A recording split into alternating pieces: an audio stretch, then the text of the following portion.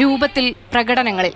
വർഷങ്ങളായി കലോത്സവ വേദികളിൽ മാറ്റങ്ങൾ ഒട്ടും വരാത്ത ചുരുക്കമിനങ്ങളിലൊന്നാണ് പ്രസംഗം. സ്വാമി വിവേകാനന്ദൻ ഭ്രാന്താലയമെന്നായിരുന്നു നമ്മുടെ കേരളത്തെ വിശേഷിപ്പിക്കുന്നത്. ഭാരതം എന്ന പേർ കേട്ടാൽ അഭിമാനപൂരിതമാകണം അന്തരംഗം. കേരളം എന്ന് കേട്ടാലോ തിളയ്ക്കണം ചോര നരമ്പുകളിൽ. സ്വാമി വിവേകാനന്ദൻ കേരളത്തെ അന്ന് വിശേഷിപ്പിച്ചത് ഭ്രാന്താലയം എന്നാണ്. ഭാരതം എന്ന പേർ കേട്ടാൽ അഭിമാനപൂരിതമാകണം അന്തരംഗം. കേരളം എന്ന പേര് കേട്ടാലോ തിളക്കണം ചോര നമുക്ക് നരമ്പുകളിൽ. കേരളം ഒരു ഭ്രാന്താലയം. സ്വാമി വിവേകാനന്ദൻ കേരളത്തെ ഇപ്രകാരം പുച്ഛിച്ചു പറഞ്ഞപ്പോൾ കേരളം താണ്ടിയ വഴികളിൽ തൃപ്തരാണെങ്കിലും ഭാവിയെക്കുറിച്ച് ആലോചിച്ച് അസ്വസ്ഥരാണ് യുവതലമുറ.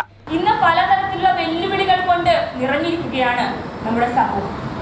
തീർച്ചയായിട്ടും സ്ത്രീകൾക്ക് എതിരായിട്ടുള്ള അതിക്രമം, കായിക അധ്വാനമുള്ള പല കളികൾ പോലും മാറ്റിവെച്ച് നിറമാർന്ന സ്ക്രീനുകൾക്ക് മുൻപിൽ തളച്ചിരിക്കുകയാണ് നമ്മുടെ ബാല്യ കൗമാരങ്ങളെ. കപ്പയും ചേമ്പും കാച്ചിലും ചേനയും ഒക്കെ കഴിച്ച് ഭക്ഷിച്ച് ജീവിച്ചിരുന്നവരുടെ ഇടയിൽ ഇന്ന് ഫാസ്റ്റ് ഫുഡിനെ പ്രേമിക്കുന്നവർ ഉണ്ടായപ്പോൾ പ്രകൃതി വിഭവങ്ങളുടെ ശോഷണം, കാലാവസ്ഥാ വ്യതിയാനം, ആഗോള താപനം, ജലവും വായുവും ആവശ്യത്തിന് ലഭ്യമല്ലാതാകുക എന്നത് ഒരു ദാരുണമായ അവസ്ഥയല്ലേ? എവിടെ നോക്കിയാലും പ്ലാസ്റ്റിക് മാലിന്യങ്ങളാൽ കുത്തിയൊഴുകുന്ന പുഴകളാണ് നമ്മൾ കാണുന്നത്. ഇതാണ് ഇന്നത്തെ കേരളത്തിന്റെ അവസ്ഥ. സ്ഥിരം ശൈലികളും പ്രയോഗങ്ങളും ഒന്ന് മാറ്റിപ്പിടിക്കാൻ ഈ മിടുക്കരെ പ്രേരിപ്പിച്ചാൽ ഇതിലും തീപ്പൊരി പ്രസംഗങ്ങൾ കാണാനാകും വരും കലോത്സവങ്ങളിൽ.